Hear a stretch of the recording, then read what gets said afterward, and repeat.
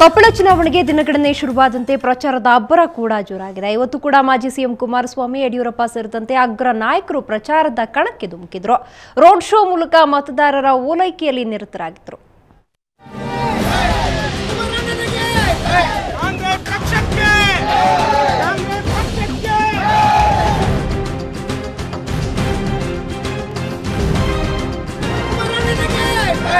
ಕೊಪ್ಪಳ ಉಪಚುನಾವಣೆ ಕಾವು ರಂಗೇರ್ತಾ ಇದೆ. ಕ್ಷೇತ್ರದಲ್ಲಿ ರಾಜಕೀಯ ಮುಖಂಡರ ಪ್ರಚಾರ ತಾರಕಕ್ಕೇರಿದೆ. ಇವತ್ತು ಬಿಜೆಪಿ ಪರ ಬಚ್ಚೇಗೌಡ, ಸಚಿವ ರೇಣುಕಾಚಾರ್ಯ ಸೇರಿದಂತೆ ವಿವಿಧ ಮುಖಂಡರು ಪ್ರಚಾರ ನಡೆಸಿದ್ರು. ಕಾಂಗ್ರೆಸ್ ಅಂದ್ರೆ ಭ್ರಷ್ಟಾಚಾರಕ್ಕೆ ಮತ್ತೊಂದು ಹೆಸರು ಕಾಂಗ್ರೆಸ್.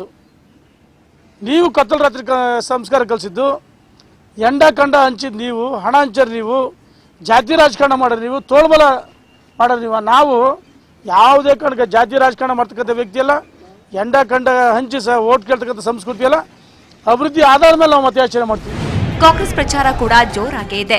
ಬಸವರಾಜ ಹಿಟ್ನಾಳ್ ಪರ ಸಿದ್ದರಾಮಯ್ಯ, ವಿಧಾನ ಪರಿಷತ್ ವಿಪಕ್ಷ ನಾಯಕಿ ಮೋಟಮ್ಮ, ಕೆಪಿಸಿಸಿ ಅಧ್ಯಕ್ಷ ಜಿ ಪರಮೇಶ್ವರ್, ಡಿಕೆ ಶಿವಕುಮಾರ್ ಸೇರಿದಂತೆ ಹಲವು ಮುಖಂಡರು ಪ್ರಚಾರ ಕಾರ್ಯದಲ್ಲಿ ನಿರತರಾಗಿದ್ರು. ಇಲೆಕ್ಷನ್ ಕಮಿಷನ್ನ ಕಾನೂನುಗಳನ್ನು ತಿರುಚುವ ಮೂಲಕ ಇವತ್ತು ಪ್ರಜಾಪ್ರಭುತ್ವವನ್ನು ಅಶಕ್ತಗೊಳಿಸುವ ಪ್ರಯತ್ನವನ್ನ ಬಿಜೆಪಿ ಸರ್ಕಾರ, ಬಿಜೆಪಿ ಪಕ್ಷ ಮಾಡಿದೆ. ಇನ್ನು ಜೆಡಿಎಸ್ ಪರ ಮಾಜಿ ಸಿಎಂ ಕುಮಾರಸ್ವಾಮಿ ರೋಡ್ ಶೋ ಮೂಲಕ ಪಕ್ಷದ ಅಭ್ಯರ್ಥಿ ಪರ ಮತಯಾಚನೆ ಮಾಡಿದ್ರು. ಪ್ರಜಾತಂತ್ರ ವ್ಯವಸ್ಥೆಯನ್ನೇ ಬುಡಮೇಲ್ ಮಾಡ್ತಾ ಇರ್ತಕ್ಕಂಥ ಪರಿಸ್ಥಿತಿಯನ್ನು ನಿರ್ಮಾಣ ಮಾಡ್ತಾ ಇರ್ತಕ್ಕಂಥ ಭಾರತೀಯ ಜನತಾ ಪಕ್ಷ, ಅದರಲ್ಲೂ ಮೂಲತಃ ನಮ್ಮ ಪಕ್ಷದ ಅಭ್ಯರ್ಥಿ ಆಗಿದ್ದಂಥ ಶ್ರೀಮಾನ್ ಕರಡಿ ಸಂಗಣ್ಣವನ್ನು ಜನರ ಮುಂದೆ ಇವತ್ತು ಮತ ಕೇಳಲಿಕ್ಕೆ ಹೋಗ್ಲಿಕ್ಕಿರ್ತಕ್ಕಂಥದಕ್ಕೆ ಅವರಿಗೆ ಯಾವ ನೈತಿಕ ಹಕ್ಕಿದೆ? ಒಟ್ಟಾರೆ ಮತದಾನಕ್ಕೆ ದಿನಗಣನೆ ಶುರುವಾದಂತೆ ಪ್ರಚಾರದ ಬಿಸಿ ಕೂಡ ಜೋರಾಗಿದೆ. ಕೊಪ್ಪಳ ಕಾದಾಟದಲ್ಲಿ ಗೆಲುವು ಯಾರ ಮುಡಿಗೆ ಕಾದ್ ನೋಡಬೇಕು. ದೊಡ್ಡೇಶ್ ಅಲಿಗಾರ್, ಸುವರ್ಣ ನ್ಯೂಸ್ 24/7 ಕೊಪ್ಪಳ. ವಯಸ್ಸು ಬರೋಬ್ಬರಿ 70, ಆದರೆ ಉತ್ಸಾಹ ಮಾತ್ರ ಒಂಚೂರು ಕುಂದಿಲ್ಲ. ಬಾದಾಮಿಯಿಂದ ಮಹಾರಾಷ್ಟ್ರದ ಪಂಢರಾಪುರಕ್ಕೆ ಉರುಳು ಸೇವೆ ಮೂಲಕ ಹೊರಟ ಅಜ್ಜನ ಕಥೆ ಇದು. ಬನ್ನಿ ಈ ಭಕ್ತ ಕುಂಬಾರನ ಸ್ಟೋರಿ ನೋಡೋಣ.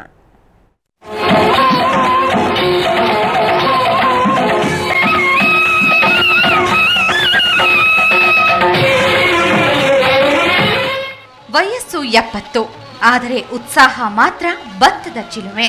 ಹೀಗೆ ದಾರಿಯುದ್ದಕ್ಕೂ ಉರುಳು ಸೇವೆ ಮಾಡ್ತಾ ಇರೋ ಇವರು ಮಾರುತೆಪ್ಪ ಗಿಡ್ಡಿ.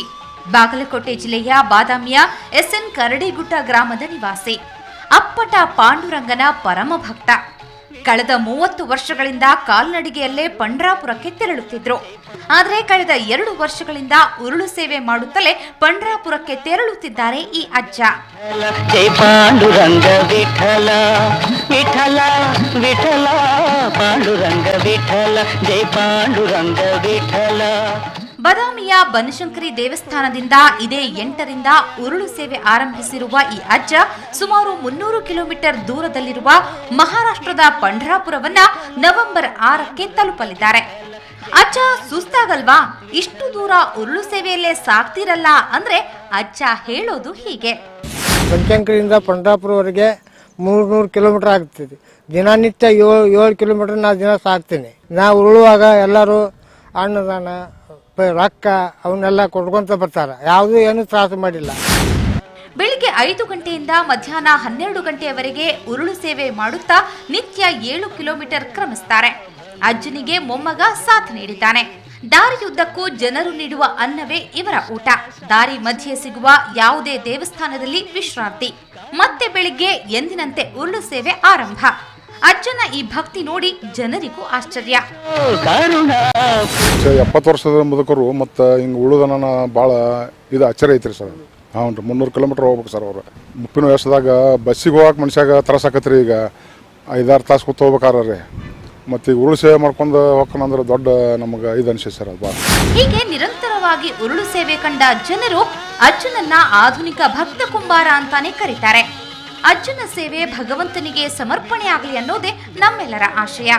ವಿಠಲ ವಿಠಲ, ಪಾಂಡುರಂಗ ವಿಠಲ, ಜೈ ಪಾಂಡುರಂಗ ವಿಠಲ, ಪಾಂಡುರಂಗ. ಮಲ್ಲಿಕಾರ್ಜುನ್ ಹೊಸಮನಿ, ಸುವರ್ಣ ನ್ಯೂಸ್ 24/7 ಬಾಗಲಕೋಟೆ.